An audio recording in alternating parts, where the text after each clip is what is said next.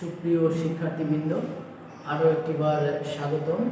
Reverend Paul's high স্কুলের কারিগরি শাখায় আমি অনিরুদ্ধ সরকার আছি তোমাদের সঙ্গে। আশা করি সবাই ভালো আছো, সুস্থ আছো। এই কামনায় শুরু করছি আজকের আমাদের ক্লাস। আজকে আমরা যে ক্লাসে উপস্থিত হয়েছি, আজকে আমাদের নবম শ্রেণীর জন্য জেনারেল ইলেকট্রিক্যাল ওয়ার্কস টেট 2-তে, এবং আজকের পাঠের বিষয় আছে, কিন্তু আমি একটু আলোচনা করতে চাই যে আজকে আমাদের উপরে লেখা আছে পুনর্বিন্যাসকৃত পাঠ্যসূচির আলোকে। আমরা কারিগরি বোর্ড থেকে যে আমরা অ্যাসাইনমেন্টগুলো তোমাদের নির্ধারণ করছি বা অ্যাসাইনমেন্টগুলো নিয়েছি, তার আলোকেই আজকে আমাদের দ্বিতীয় অ্যাসাইনমেন্টের জন্য যে ক্লাস, সেই ক্লাসটা আজকে আমরা নিব। সেখানে আমাদের আলোচনায় আছে যে তারের কারেন্ট বহন ক্ষমতা, এবং আমরা অষ্টম অধ্যায় থেকে আলোচনা করছি তারের কারেন্ট বহন ক্ষমতা এবং ভোল্টেজ গ্রেডিং থেকে। এখানে আছে তারের কারেন্ট বহন ক্ষমতা বলতে কি বোঝায়, আজকে আমরা সে বিষয়ে আলোচনা করব। তারের কারেন্ট বহন ক্ষমতা কি কি বিষয়ের উপর নির্ভর করে, তারের ভোল্টেজ গ্রেডে বলতে কি বোঝায়, এবং ভোল্টেজ গ্রেডের গুরুত্ব, আমরা এই নির্ধারিত বিষয়ের উপরে আজকে আলোচনা করব। আমরা যদি প্রথমেই আসি যে তারের কারেন্ট বহন ক্ষমতা আসলে কাকে বলে, আমরা একটু সংজ্ঞা হিসেবে বা সংজ্ঞায়িত করতে চাই, লিখতে চাই যে তারের কারেন্ট বহন ক্ষমতা আমরা কাকে বলি, বা তারের কারেন্ট বহন ক্ষমতা বলতে আসলে কি বুঝি বা কি বোঝায়।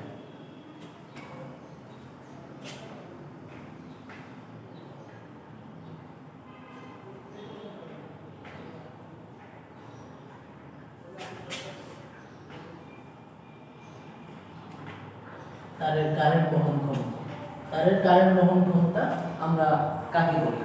তারের কারেন্ট বহন ক্ষমতা বলতে আমরা বুঝি যে পরিবাহী তারের মধ্য দিয়ে, একটা পরিবাহী তার বা একটা তারের মধ্য দিয়ে সর্বোচ্চ যত পরিমাণ কারেন্ট অনুমোদিত ভোল্টেজ ড্রপ সাপেক্ষে, আমরা জানি তারের মধ্য দিয়ে অনুমোদিত একটা ভোল্টেজ ড্রপ আছে, সে অনুমোদিত ভোল্টেজ ড্রপ সাপেক্ষে নিরাপদে প্রবাহিত হতে পারে, তাকে ওই তারের কারেন্ট বহন ক্ষমতা বলে।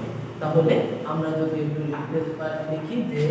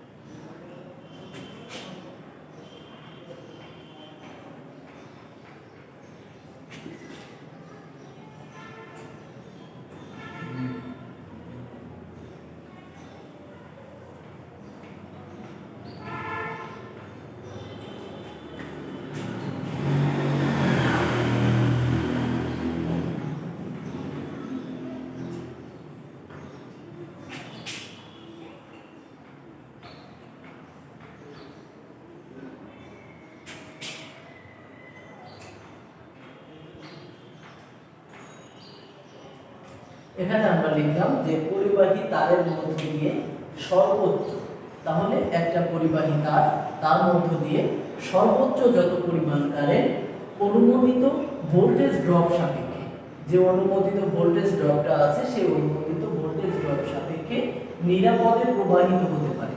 তার মানে কোনো দুর্ঘটনা ছাড়া, নিরাপদ বলতে আমরা যেটা বুঝি যে কোনো দুর্ঘটনা ছাড়া নিরাপদে প্রবাহিত হতে পারে, তাকে ওই পরিবাহী তারের কারেন্ট বহন ক্ষমতা বলে।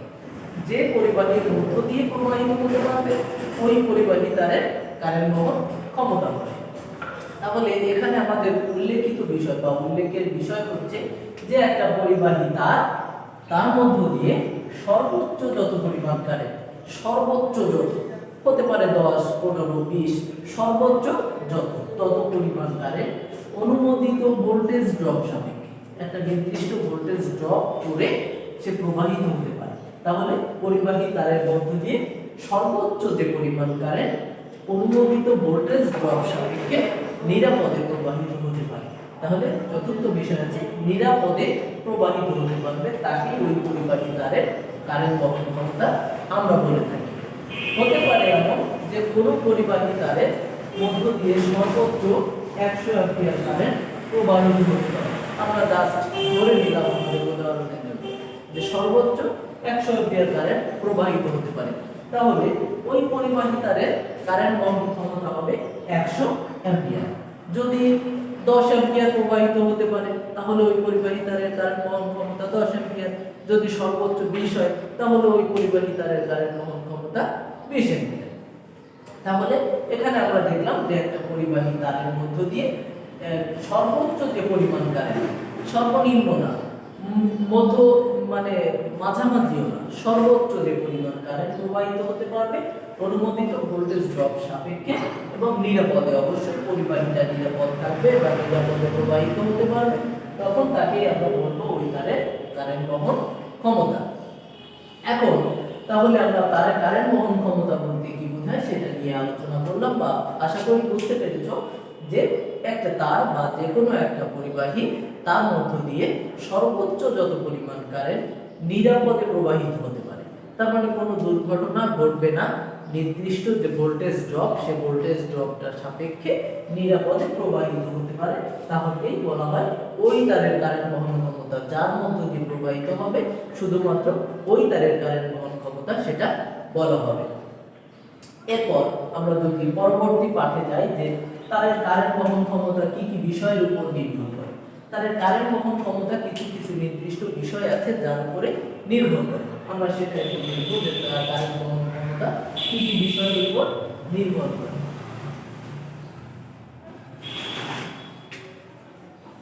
তারের কারেন্ট বহন ক্ষমতা যে বিষয়ের উপর নির্ভর করে।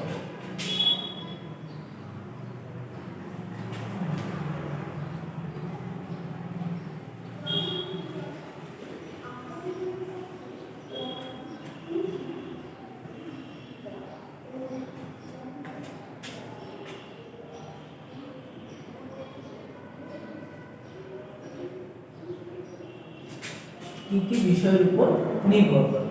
এখন তারের কারেন্ট বহন ক্ষমতা কিন্তু বিভিন্ন বিষয়ের উপর নির্ভর করে।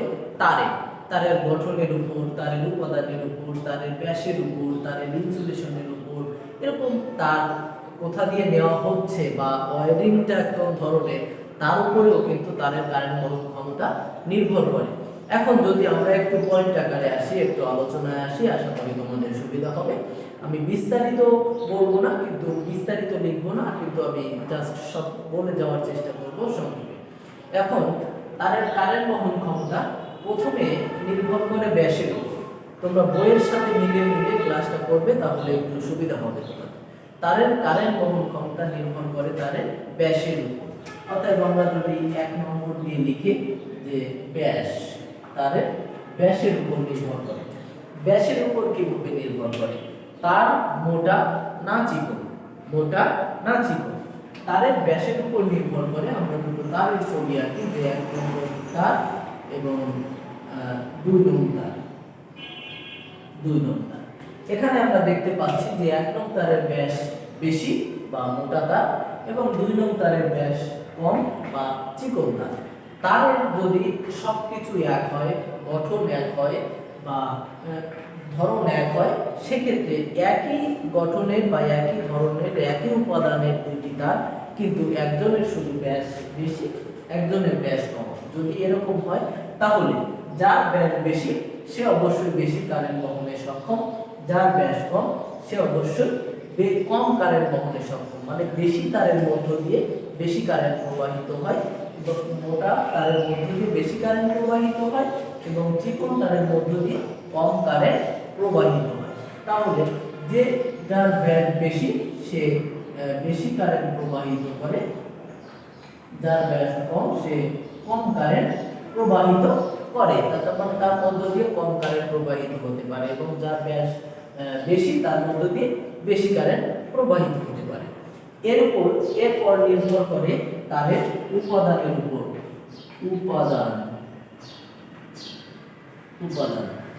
উপাদান বলতে আমরা বুঝি তার কি দিয়ে তৈরি বা কোন উপাদান দিয়ে তৈরি, তার কোন ধাতু দিয়ে তৈরি, গঠন কিভাবে। আমরা সাধারণত ওয়্যারিং এর ক্ষেত্রে যে তারগুলো ব্যবহার করি সেখানে আমরা দুই ধরনের তার দেখতে পাই। একটা সাধারণত বেশিরভাগই দেখতে পাই দুই ধরনের তার, একটা অ্যালুমিনিয়ামের তৈরি আর একটা তামার তৈরি। আমরা বাসা বাড়িতে বহুল ব্যবহার করে থাকি তামার তৈরি তার। সেক্ষেত্রে যদি উপাদানে আমরা লিখি যে অ্যালুমিনিয়াম আর দুইয়ে হচ্ছে তামা,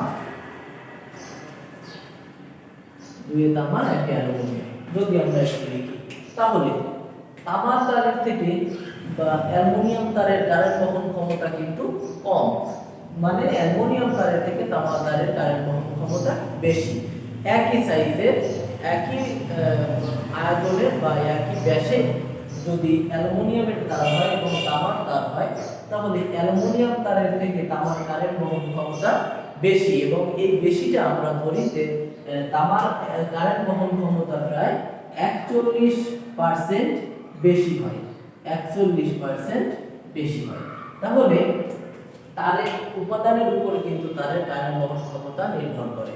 যদি সে অ্যালুমিনিয়ামের হয় তাহলে তামার থেকে 41% কম কারেন্ট বহন করবে, যদি সে তামার হয় তাহলে অ্যালুমিনিয়ামের থেকে 41% বেশি কারেন্ট সে বহনে সক্ষম। এরপর গঠনের উপর। গঠন বলতে আমরা বুঝি তারটা কিভাবে গঠিত। গঠন, তারটা কিভাবে গঠিত। তার গঠনে আমরা দেখি যে সলিড বা রজ্জু তার আমরা দেখে থাকি অনেক সময়, যে একটা মাত্র খেই বিশিষ্ট যে তার তাকে আমরা সলিড তার বলি, এবং বহু খেই বিশিষ্ট যে তার তাকে আমরা বলি রজ্জু তার। তাহলে এখানে যদি আমরা লিখি যে একে সলিড আর দুইয়ে রজ্জু, তাহলে এখানে কিন্তু একই উপাদানের বা একই ব্যাসের যদি একটা তার সলিড হয় এবং একই ব্যাসের একটা তার রজ্জু হয়, একই উপাদান দিয়েও যদি সে তৈরি হয় তাহলে সলিড তারের থেকে রজ্জু তারের কারেন্ট বহন ক্ষমতা কিন্তু 18% বেশি হয়, 18% বেশি হয়। তাহলে উপাদানে আমরা দেখলাম অ্যালুমিনিয়ামের থেকে তামার কারেন্ট বহন ক্ষমতা 41% বেশি ছিল, আবার যখন গঠনে আসছে তখন দেখছি যে সলিড তারের থেকে রজ্জু তার যদি একই উপাদানের হয় তাহলে সলিড তারের থেকে রজ্জু তারের কারেন্ট বহন ক্ষমতা সেখানেও 18% বেশি হয়। এরপর আমরা ভোল্টেজ ড্রপ, আমরা আগে সংজ্ঞায় বলেছিলাম যে অনুমোদিত ভোল্টেজ ড্রপ। আমাদের বাংলাদেশের প্রেক্ষাপটে আমরা অনুমোদিত ভোল্টেজ ড্রপ 5% বিবেচনা করে থাকি। অনুমোদিত ভোল্টেজ ড্রপ 5% বিবেচনা করে থাকি। যদি 5% ভোল্টেজ ড্রপ হয় সেটা অনুমোদন বিদ্যুৎ বোর্ড বা বিদ্যুৎ কোম্পানিগুলো সেটার অনুমোদন দিয়ে থাকে বা সেটা ব্যবহার করা আমরা বৈধ বা সঠিক বলে ধরে নিই। তাহলে সেখানে যদি আমরা 4 নম্বরে লিখি যে ভোল্টেজ ড্রপ,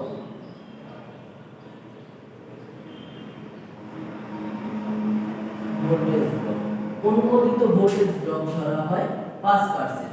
এখন কোথাও যদি এমন হয় যে তারের কারেন্ট বহন ক্ষমতা আছে কিন্তু ভোল্টেজ এর থেকে বেশি ড্রপ হচ্ছে, 5% এর থেকে বেশি ভোল্টেজ ড্রপ হচ্ছে, সেক্ষেত্রে কিন্তু আমাদের তারের সাইজ অবশ্যই পরিবর্তন করতে হবে, তারের সাইজ অবশ্যই বাড়াতে হবে।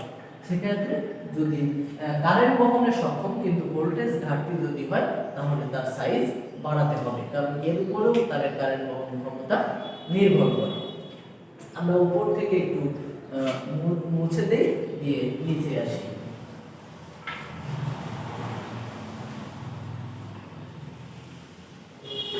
এরপর 5 যদি আমরা দেখি যে ইনসুলেশনের উপর।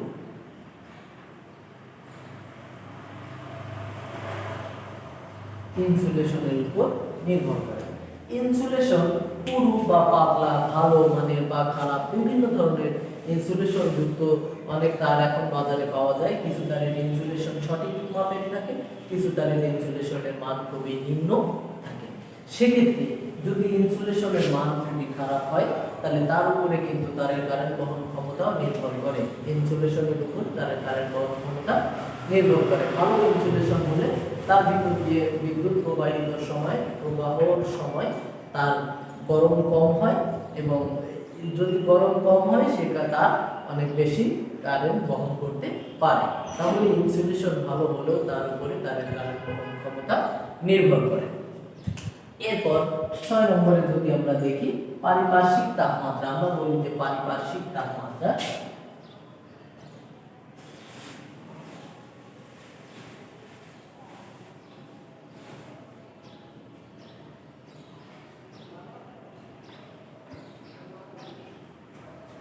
পারিপার্শ্বিক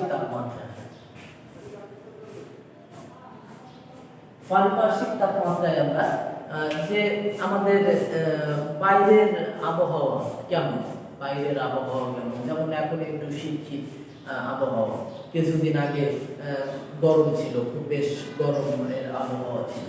সেক্ষেত্রে একই উপাদানের তৈরি তার, একই আয়তনের তার, একই ব্যাসের তার, কিন্তু গরমের সময় থেকে শীতের সময় বেশি কারেন্ট সে বহন করতে সক্ষম।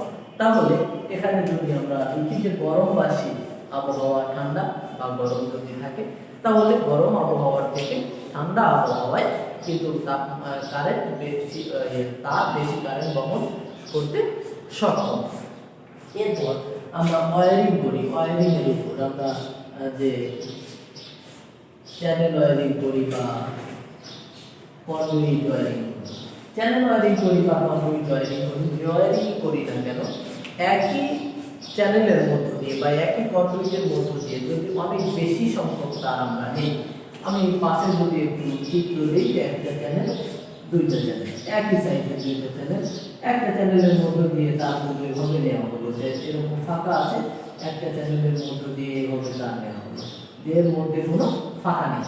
তাহলে এর থেকে কিন্তু এর মধ্যে তারের সংখ্যা অনেক বেশি, এখানে একটু কম আছে, হতে পারে আরো একটা তার আছে, বা মোটামুটি তারের মধ্য দিয়ে বাতাস চলাচলে বা বাইরে বাতাস চলাচলে যথেষ্ট জায়গা আছে, কিন্তু এর মধ্যে কোনো ফাঁকা জায়গা নেই, খুব গাদাগাদি করে তারগুলো আছে। সেক্ষেত্রে যদি এরকম গাদাগাদি করে তার নেওয়া হয় বা অনেক তার একই চ্যানেল বা একই কন্ডুইটের মধ্য দিয়ে যদি আমরা স্থাপন করি, সেক্ষেত্রেও কিন্তু ওই তারগুলির কারেন্ট বহন ক্ষমতা কমে যায়, প্রায় 4%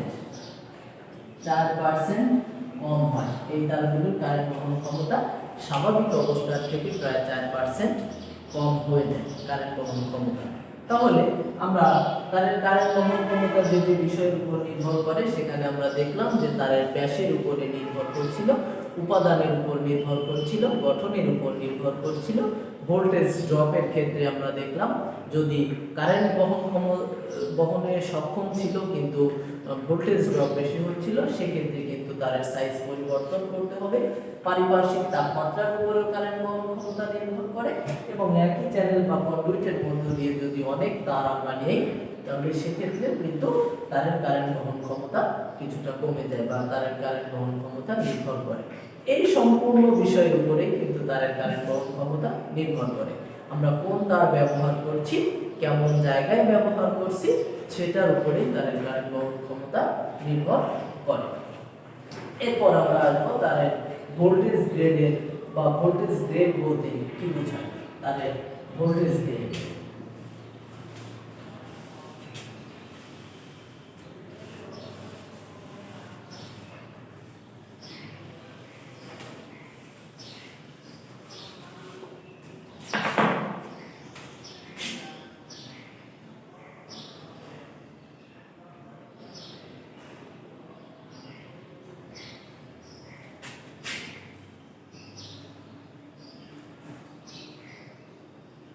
তারের ভোল্টেজ গ্রেড বলতে আমরা বুঝি যে তারের মধ্য দিয়ে যে ভোল্টেজটা প্রবাহিত হয় বা ভোল্টেজ প্রবাহের উপর নির্ভর করে তারের ভোল্টেজ। তাহলে তারের মধ্য দিয়ে বা বৈদ্যুতিক লাইনের যে ইনসুলেশন যুক্ত পরিবাহী আছে তার মধ্য দিয়ে কি পরিমাণ ভোল্টেজ প্রবাহিত হয় তার উপর। যদি ভোল্টেজ বেশি বা কম হয়, সেক্ষেত্রে কিন্তু অনেক দুর্ঘটনা ঘটতে পারে। একটা তারের ভোল্টেজ গ্রেড ক্ষমতা যা তার থেকে বেশি ভোল্টেজ যদি তার মধ্য দিয়ে প্রবাহিত করে, তাহলে তারের ইনসুলেশন নষ্ট হয়ে যেতে পারে, ইনসুলেশন নরম হয়ে গলে যেতে পারে, অগ্নিকাণ্ডের সৃষ্টি হতে পারে বা বিভিন্ন ধরনের দুর্ঘটনা হতে পারে। ভোল্টেজ গ্রেড অনুযায়ী আমরা সাধারণত ওয়্যারিং এর ক্ষেত্রে দু ধরনের তার ব্যবহার করে থাকি। আমরা যদি একটু ভাগ করি যে বাসাবাড়ির জন্য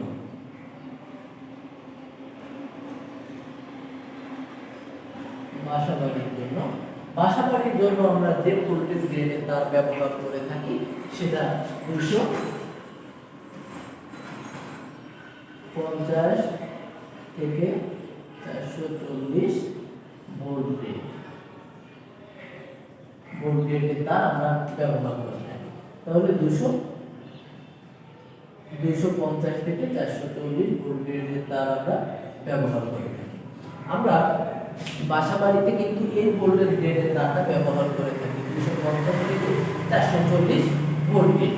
তাহলে এই তারের মধ্য দিয়ে সর্বোচ্চ 440 ভোল্ট কিন্তু আমরা নিতে পারি।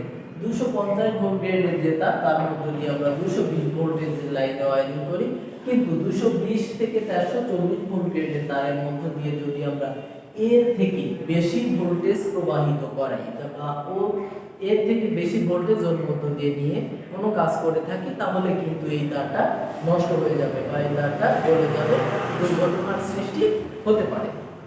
এবং কলকারখানার জন্য আমরা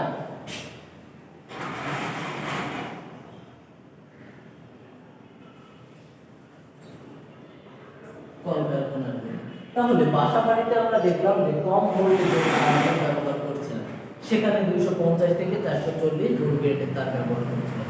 কিন্তু বাসা বাড়িতে তো অনেক বেশি, কলকারখানায় অনেক বেশি ভোল্টেজ ব্যবহার করে থাকি।